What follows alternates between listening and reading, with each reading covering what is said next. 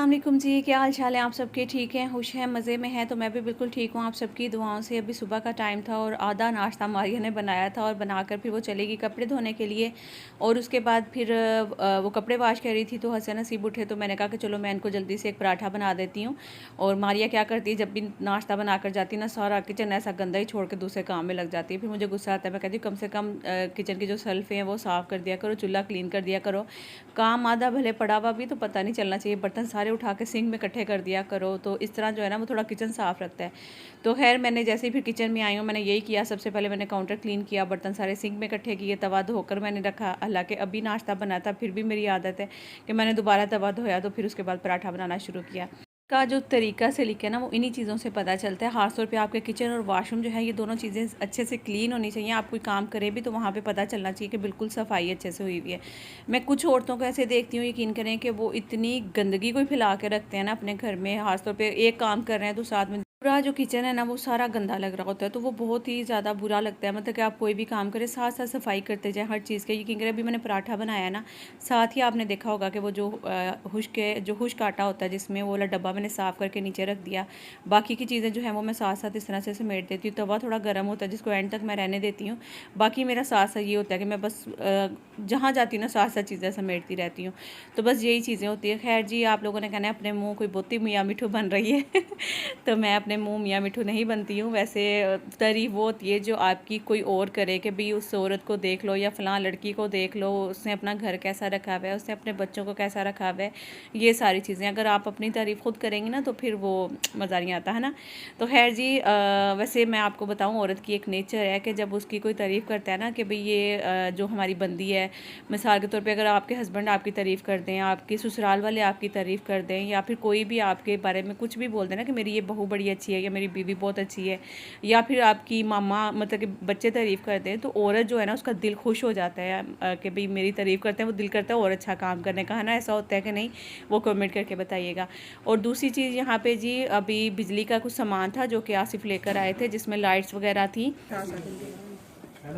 ये है duration power की एक टॉर्च जो कि 75 वॉट की है। उसके बाद अब हम इसको अनरैप नहीं अनबॉक्स कर रहे हैं।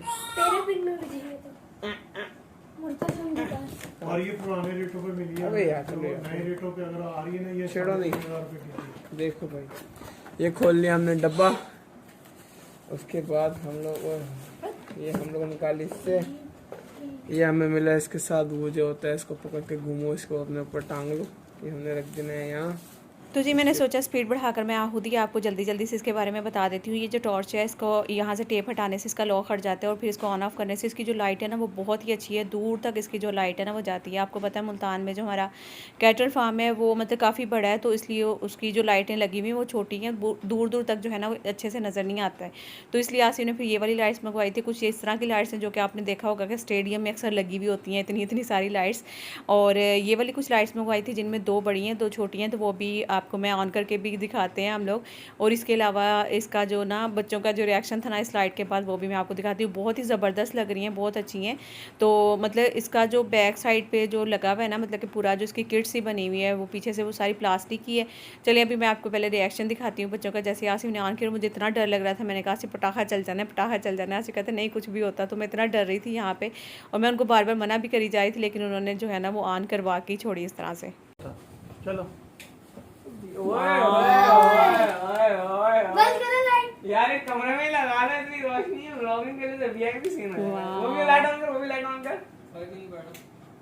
अब हसन को दिखाओ लाइट वो ऐसे ही देखो सामने वो चार। कैमरे में इसकी लाइट उस तरह से आई नहीं, जैसे एकदम रोशनी हो जाती है कमरे में, तो उस तरह वाली लाइट नहीं थी। लेकिन इसकी लाइट बहुत ज़्यादा थी कि जब हमने ये वाली लाइट बंद की तो जो कमरे में ऑलरेडी लाइट है पहले से, वो लाइट ऑन करने से ऐसे लग रहा था अंधेरा अंधेरा सा हो गया है। तो माशाल्लाह बहुत अच्छी लाइट्स हैं। और मैं आसिफ को बोल रही थी कि आसिफ ये काम करना, ये जो लाइट्स हैं ना इनको चारों कॉर्नर पर जो है ना वो बड़ी बड़ी से स्टिक्स ही लगा के ना, जैसे पाइप कुछ इस तरह के हों वो लगा कर फिर उनके ऊपर लगाइएगा, ताकि इसकी रोशनी जो है वो फार्म से बाहर भी रहेगी और अंदर भी रहेगी ना, तो वो ज़्यादा अच्छा रहेगा। लेकिन आसिफ कह रहे थे कि नहीं वो कुछ अलग तरीके से बता रहे थे। मैंने कहा कि नहीं वो वाली आपके ख्याल में मुझे बताइएगा कि कैसा रहेगा। जैसे स्टेडियम में एक पाइप लगा होता है तो उसके ऊपर लाइट लगी होती है, तो आपने देखा पूरे स्टेडियम में कितनी अच्छी रोशनी होती है।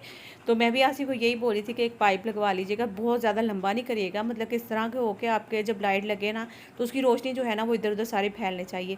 खैर जी ये वाली लाइट जो है वो आसिफ लेकर आई, बस अब दोबारा से हम लोग पैक करके इसको रख रहे हैं। तो मैं आपको भी दिखा रही थी लाइट मार के कैमरे में कि आपको रोशनी कैसी लग रही है, आ रही है कि नहीं आ रही है। तो बहुत ही अच्छी लाइट थी। खैर जी अभी उसके बाद यहाँ पे मैंने बनाया था फालसों का शरबत बनाया था।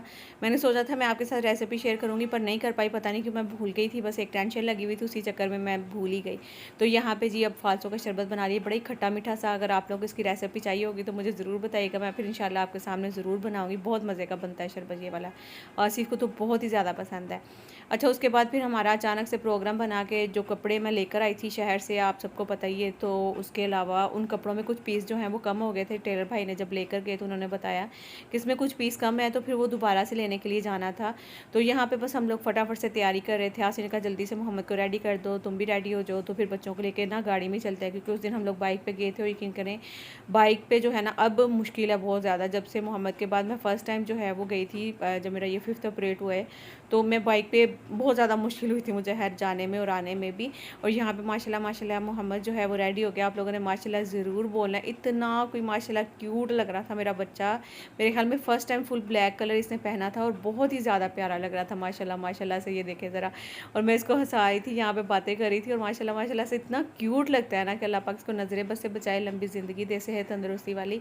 और बल्कि मुझे एक बहन का कमेंट आया था कल के व्लॉग में कि नौरीन मेरा बेटा 1 महीने का है तो उसके पेट में गैस रहती है हर वक्त ही ना, तो आप बताइएगा कि मतलब कौन से ड्रॉप्स हैं जो बेस्ट हैं इसको देने के लिए। तो मैं आपको बताऊं कि वो 1 मंथ का है, तो आप उसको डॉक्टर के पास भी लेकर जाएंगे तो वहाँ पे भी वो मतलब कुछ भी इसको मेडिसिन वगैरह नहीं देंगे, वो कुछ भी चेक करके आपको कुछ भी ड्रॉप्स वगैरह दे देंगे। खासतौर पे डाइगैस जो हैं वो तो हर डॉक्टर देते हैं, तो वो बहुत ही ज़बरदस्त है डाइगैस, क्योंकि मुझे तो अभी इन चीज़ों से गुजरी हूँ तो मुझे पता है। क्योंकि बच्चा आपका जब भी फीड करता है तो आपको पता है उसके पेट में गैस बनती है, और जब वो गैस बनती है तो उसको तकलीफ़ देती है, तो इसलिए वो बच्चा जो है ज़्यादा रोता है।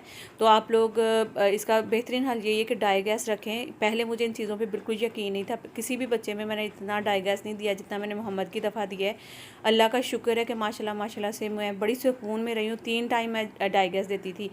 तो जी अभी मैं भी आपको बताती हूँ बाकी जो डाइगैस के बारे में, लेकिन उससे पहले यहाँ पे देखें जैसे हम लोग रोड पे जा रहे थे तो यहाँ पे कितना गंदा वाला एक्सीडेंट हुआ था। बंदा सर पकड़ के बेचारा नीचे बैठा हुआ था, और उसकी टक्कर जो है ना वो सामने वो जो गाड़ी खड़ी हुई ना उसमें हुई थी, और वो शीशा आप सामने से देख सकते हैं उसका फल्ला। मतलब कि इतना कोई ख़तरनाक वाला एक्सीडेंट था कि बस अल्लाह पाक जो है बचाए। इसलिए कहते हैं कि हेलमेट पहनना बहुत ज़्यादा ज़रूरी है जब भी आप ख़ासतौर पर बाइक पर निकलते हैं, लेकिन लोग नहीं समझते हैं, अक्सर लोग इग्नोर कर देते हैं। इवन मेरे हस्बैंड भी हैं तो वो भी हेलमेट नहीं पहन कर जाते हैं, तो कभी कभी मैं उनको बोलते भी हैं, बच्चे भी बोलते हैं कि पापा हेलमेट पहन के जाया करें, लेकिन वो नहीं पहनते हैं। तो खैर मतलब कोई पता नहीं होता आपका किस टाइम कहीं भी अगर अल्लाह ना करे आप गिर भी जाते हो बाइक से, तो आपका जो सर पे चोट लगी हुई है ना ये बहुत ज़्यादा ख़तरनाक हो सकती है। तो इसीलिए हेलमेट बहुत ज़रूरी होता है कि जब वो पहन कर जाएँ तो हेलमेट आपको काफ़ी हद तक जो है ना वो बचा लेता है सर की चोट से।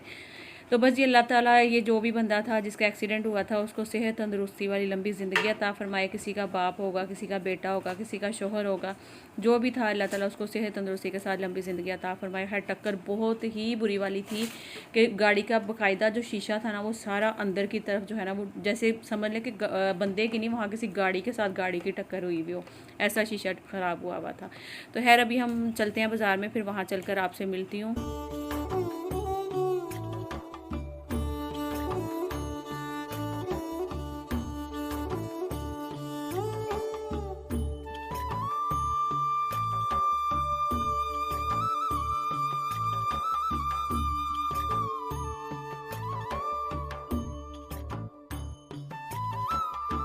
तो जी जो मैंने बाज़ार का व्लॉग डाला था ना उस पर आप लोग के बहुत सारे कमेंट्स आ रहे थे कि नौरीन आपने ये लोकेशन नहीं सेंड किया, आपने एड्रेस नहीं बताया, क्या फ़ायदा है ऐसे, ये वो बहुत सारे आपके कमेंट्स आए थे।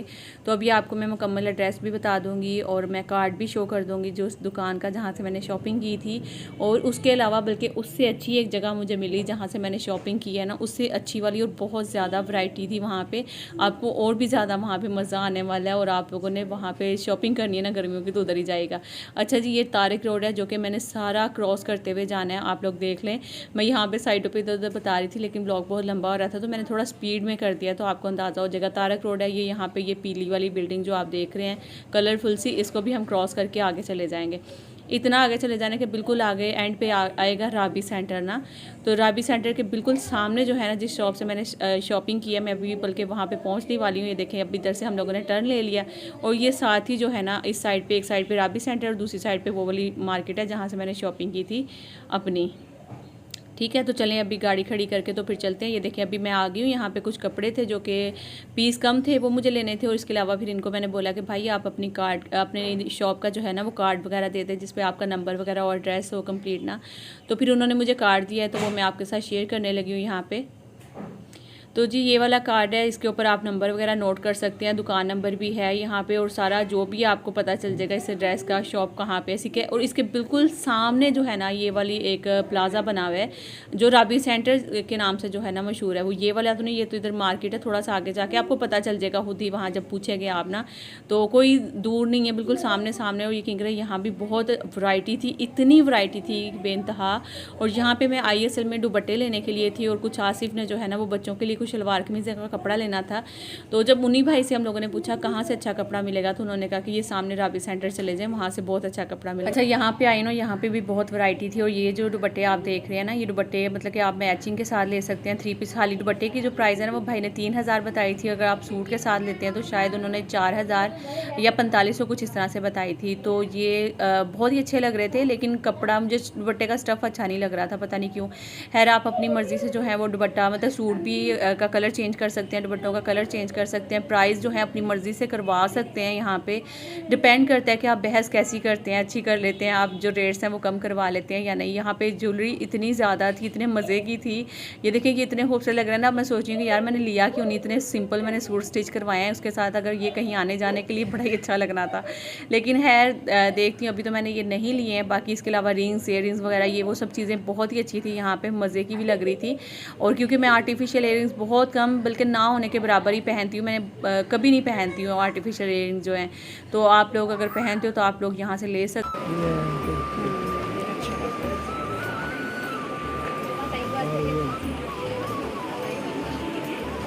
फोकस नहीं कर रहा था।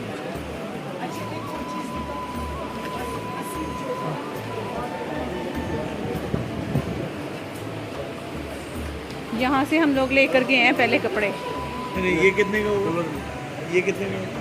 जब आप शॉप पे जाओगे ना तो 1500 से कम। ये दुपट्टा जो है ना, भाई ने कहा कि आप शॉप पे जाएंगे तो 1500 कम नहीं होगा। और बहुत बहस के बाद इन्होंने कहा कि मैं आपको 1200 का दे दूंगा। तो मैंने कहा 1200 का नहीं है, मुझे इस तरह लग रहा है कि मैंने 500 का भी महंगा ले लिया है। तो मैं भाई को बोली थी कि 500 में आप दुपट्टा दे दें। तो खैर आसी मेरा मुँह देखने लग गया कि 1500 का दुपट्टा तुम 500 में बोल रही हो।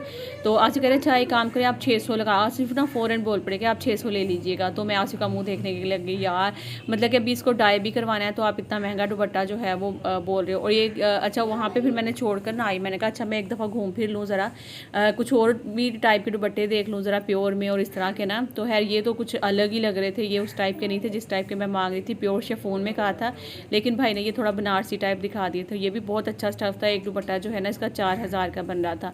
तो फिर हम लोग यहाँ से निकल पड़े, क्योंकि ये दुपट्टा तो मैंने ये वाला नहीं लेना था। अच्छा, उसके अलावा कुछ आसिफ के कपड़े लेने थे, बच्चों के कपड़े लेने थे। और जाते जाते यहाँ से मुझे नज़र आए जी ये चिकनकारी के जो सूट है ना ये वाले।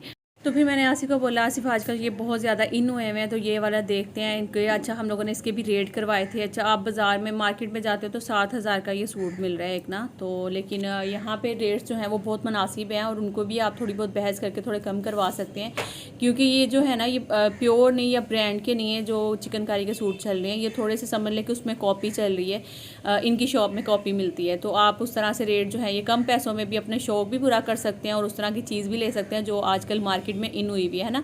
तो ये वाला भी ज़बरदस्त थे कपड़े यहाँ पे। तो खैर मैंने ये तकरीबन 2 या 3 सूट ले लिए हैं, वो कौन से लिए हैं घर जाकर आपको बताऊँगी। और इसमें एक सूट ना मुझे बिल्कुल भी अच्छा नहीं लग रहा, उसका कलर मुझे अच्छा नहीं लग रहा। खैर आप लोग देखकर बताइएगा कि वो सूट सही लग रहा है या मैं चेंज करवा लूँ। पता नहीं क्यों मुझे इस तरह लग रहा है कि मुझे चेंज करवा लेना चाहिए, मुझे मज़े का नहीं लग रहा था। खैर यहाँ पे इसके अलावा बहुत सारे कलर्स थे, लेकिन ये जो सूट 3 पीस में था ना जिसके साथ दुपट्टा था, और मुझे दुपट्टे की वजह से ये सूट चाहिए थे। दुपट्टे शिफॉन के थे, बहुत अच्छे लग रहे थे। तो दुपट्टों की वजह से मैंने ये सूट भी ख़रीदे। तो जो दूसरे कलर्स थे उनके साथ दुपट्टे ही नहीं थे। मज़े की बात तो ये है ना, जब वो कलर मुझे अच्छा नहीं लग रहा था, मैं बार बार आसी को कहती थी, आसी मुझे ये कलर अच्छा नहीं लग रहा, मुझे ये कलर अच्छा नहीं लग रहा। तो आसी ना वहाँ साथ ही 2 लड़कियाँ बैठी हुई थी छोटी छोटी सी ना। तो आसी कह रहे बेटा बात सुने, ये जो कलर है ना आपकी आपी पे कैसा लगेगा बताना ज़रा। तो वो कहती है नहीं ये बहुत डिसेंट कलर है, बहुत अच्छा लगेगा आपी के ऊपर ना। तो इस तरह से वो बोलने लगी। तो फिर मैंने कहा कि अच्छा चलो अब इन लड़कियों ने कह दिया तो फिर ले लेती हूँ, वरना फिर मेरा दिल जो था ना वो यही था कि नहीं मैंने ये कलर नहीं लेना है।